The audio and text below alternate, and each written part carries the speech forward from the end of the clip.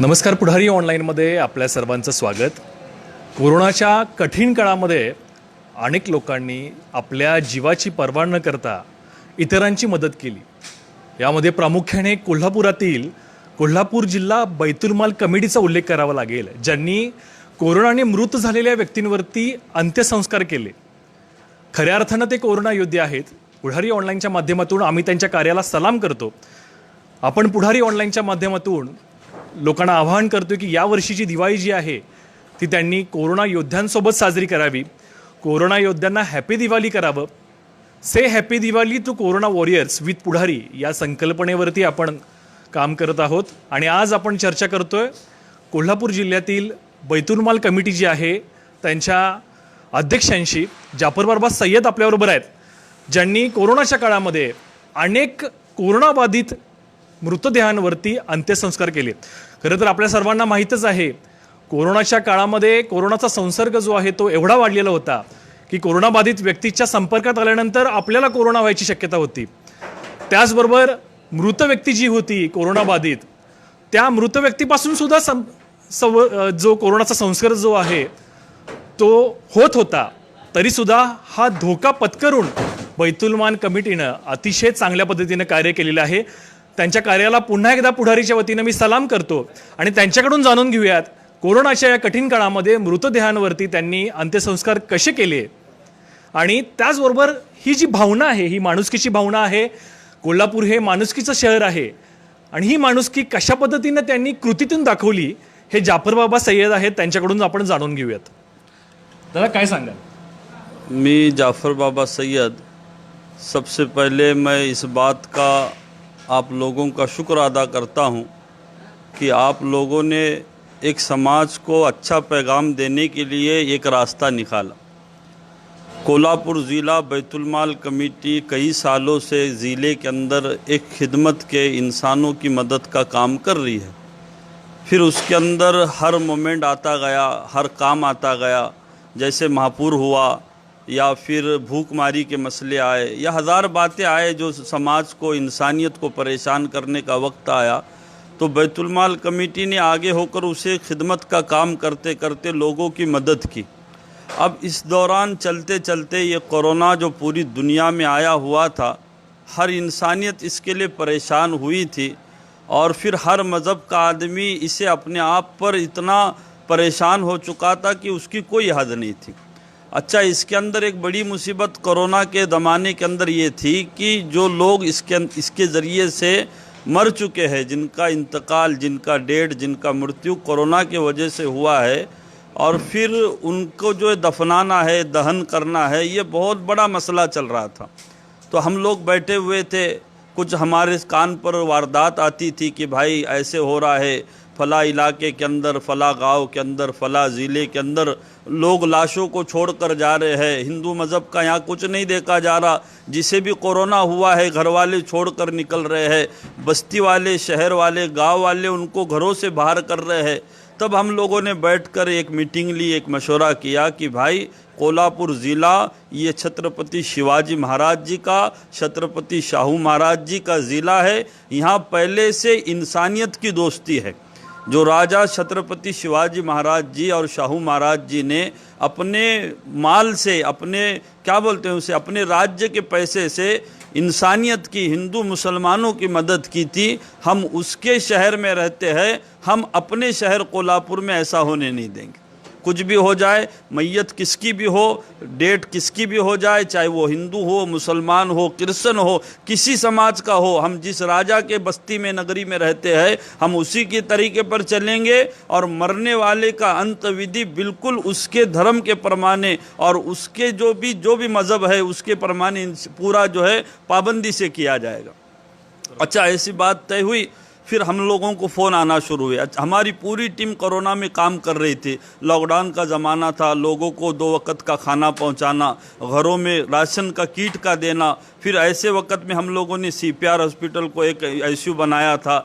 इचलगंज IGM को एक ICU हमारी एक टीम ने बनाई थी. अब चलते चलते इसी दौरान ये काम हुआ कि जो लोग इसके ज़रिए से मरे हुए हैं, जिनका इंतकाल हुआ है, जिनका डेट हुआ है कोरोना से, अब बड़ा संगीन मसला था कि उनको दहन करने का और दफन करने का.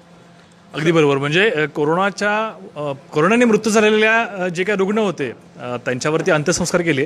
मला पुढं अजून एक जाणून घ्यायचं ते म्हणजे अंत्यसंस्कार जे आहेत ते तुम्ही सांगितला की ज्या धर्मातला तो व्यक्ती आहे त्या धर्मातल्या रिवाजाप्रमाणे आपण अंत्यसंस्कार केले आणि आपले सहकारी असतील त्यांना यातून कशी प्रेरणा मिळाली, त्यांचं सहकार्य सुद्धा आपल्याला कशा प्रकारचं होतं आणि किती जणांची टीम जी आहे ही ह्याच्यामध्ये कार्यरत होती? सर, मैं आपको इतना कहूँगा कि कौन सा भी काम चाहे छोटा हो या बड़ा हो, ये एक आदमी के हाथ से नहीं होता. चुप कहने के लिए मैं अध्यक्ष हूँ, प्रमुख हूँ या फिर जिम्मेदार हूँ, लेकिन जब तक हम सब मिलकर काम नहीं करते कौन सा काम वजूद में नहीं आता.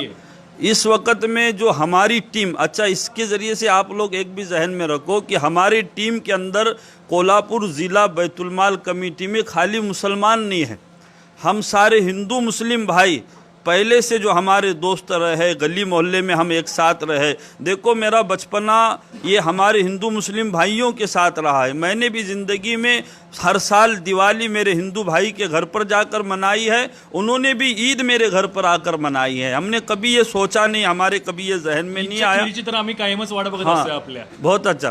तो ये साथ में हम पूरी टीम हमारी थी, तो सब लोगों ने साथ दिया. जब इस बात का कुछ मसला आया तो मैंने साथियों को कहा कि भाई देखो, इंतकाल करने वाला किसी भी मज़हब का हो, लेकिन वो किसका बाप है या किसकी माँ है या किसका बेटा है, किसका सुहाग उजड़ गया है, किसका घर बर्बाद और तबाह हो चुका है. अब वैसे हालत में तुम अपने घरों में रहेंगे और उनकी अगर तुम मदद नहीं करोगे तो फिर तुम अपने भगवान ईश्वर को क्या मुँह दिखाओगे? सही है. अगर तुम्हें हकीकत में अपने खुदा को, भगवान को, ईश्वर को राज़ी करना है तो तुम सामने आने वाले मुसीबत का साथ दो और जो लोग मुसीबत में पड़े हैं तुम उनकी मदद करो. मुसीबत में पड़े हुए लोगों की मदद करना, इसकी मिसाल ऐसी है जैसे भगवान और ईश्वर से दोस्ती करना.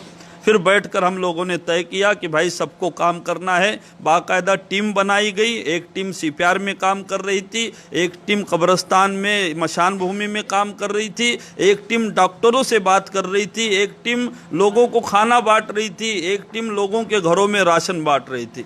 बहुत सारे नौजवान हिंदू मुस्लिम ये हमारे कोल्हापुर ज़िला बैतुलमाल के टीम में हैं. इन्होंने हमारा इतना साथ दिया है, इतना साथ दिया है, आप यकीन मानो ऐसी टीम अगर सब लोगों को मिल जाएगी तो इस हमारे भारत देश का यकीनन नाम ऊंचा रहेगा और हमारा भारत देश तरक्की करेगा. मला थोडंसं अजून ह्यांच्याकडून सविस्तर जाणून घ्यायचं आहे मृतदेहांवरती अंत्यसंस्कार कसे केले, कारण की काही सुरक्षितता पाळावी लागली असेल, पीपी किट्स परिधान करावे लागले असतील, तर ते कशा पद्धतीने केले गेले. आपली जी टीम होती त्यांना आपण सूचना कशा दिल्या की आपण धोका पत्करून याच्यामध्ये काम करतोय, परंतु आपले जे काही टीम मेंबर्स आहेत ते कोरोनाबाधित होऊ नये यासाठी कसे प्रयत्न केले गेले? इसके अंदर देखो, सबसे पहले हम लोगों ने प्रशासन ने दी हुई जो हम लोगों को पाबंदियां दी थी, जैसे पीपी किट का डालना, मास्क का डालना या सैनिटाइज़र का इस्तेमाल करना, जो भी प्रशासन ने पाबंदियां लगाई थी, इसके अंदर हमने कभी दो राय नहीं किया. इसलिए नहीं किया कि हम लोग आंखों से देख रहे थे एक डॉक्टर, उसकी पूरी फैमिली घर के अंदर परेशान है और वो अपनी जान दांव पर लगाकर कोरोना की मदद कर रहा है.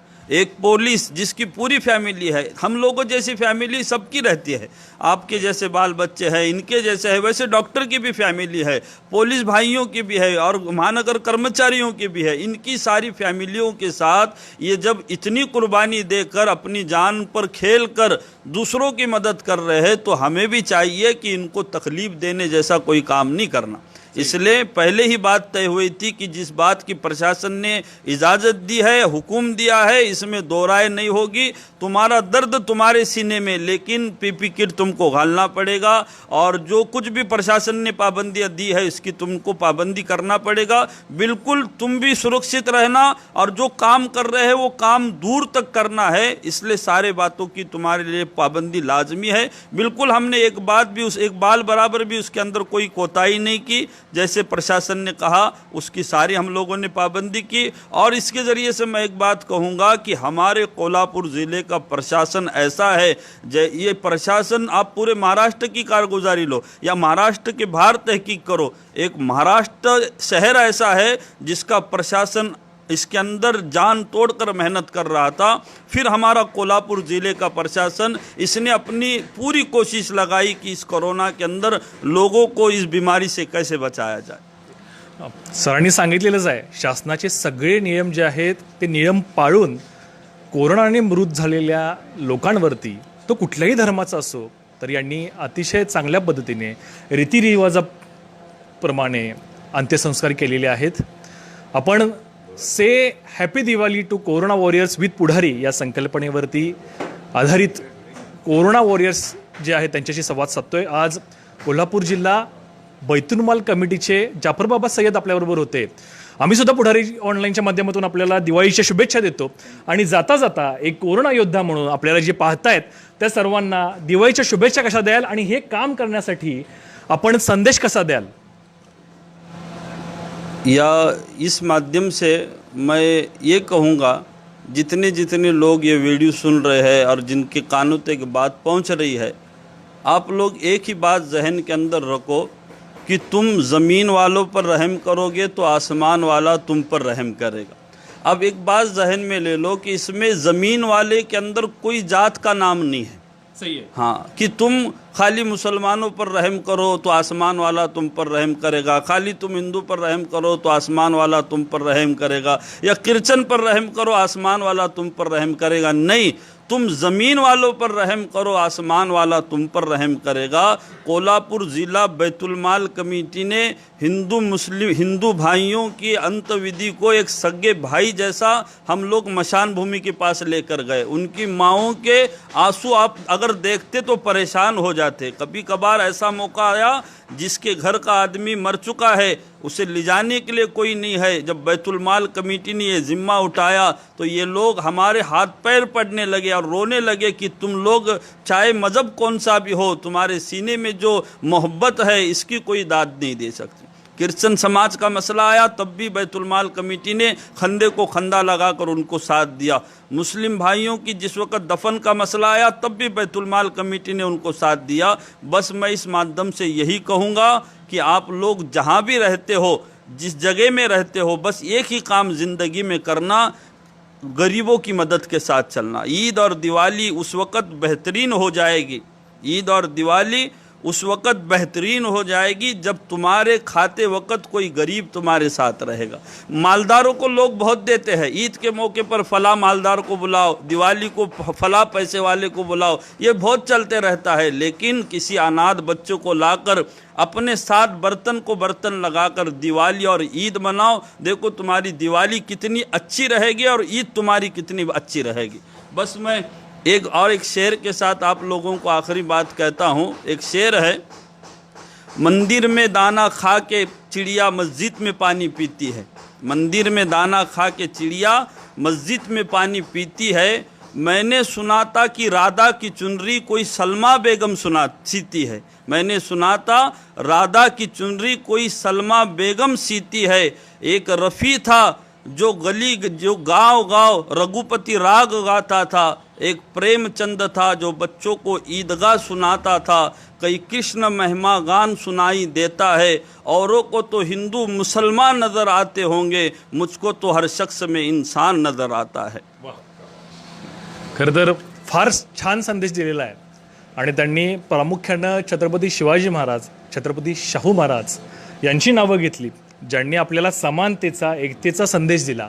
आणि खऱ्या अर्थानं कोल्हापूरची आपली जी काय ओळख आहे हिंदू मुस्लिम ऐक्याची, ही यांच्या कार्यातून दिसलेली आहे. यांच्या कार्याला पुढारी ऑनलाईनच्या वतीनं मी पुन्हा एकदा सलाम करतो, यांचं अभिनंदन करतो. त्यांनी यशस्वीपणे हे कार्य केलेलं आहे.